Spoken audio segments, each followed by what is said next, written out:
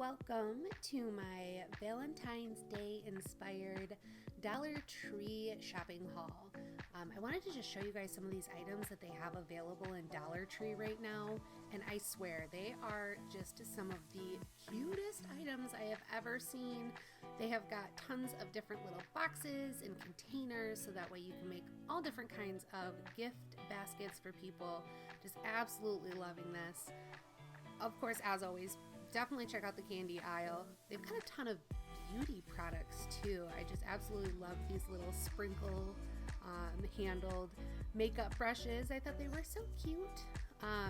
Now, of course, you always got to check out the cards at Dollar Tree, because when it comes to cards and gift bags, they're not only a great price, but they tend to be like really super cute as well. So I never pay more than $1.25 for gifts that I am giving out to friends, coworkers, family. And it's all like good quality stuff here. So you'll see we've got like these different kinds of like bags and stickers. And I love checking out the sticker aisle because I will use these stickers to spruce up my cards or my gift bags. Now they do have a ton of mugs right now, and I just thought this coffee mug with the little cappuccino and the coffee cup on it is just so adorable.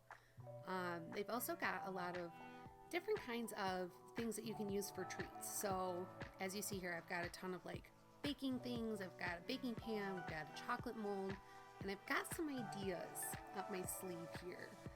So I'm thinking that we're going to use some of these items to make a couple of maybe gift bags and maybe a Valentine's Day treat for some special people in my life. So yeah, again, they've got a ton of these like treat bags right now that are Valentine's Day inspired. They're so cute, definitely worth checking out.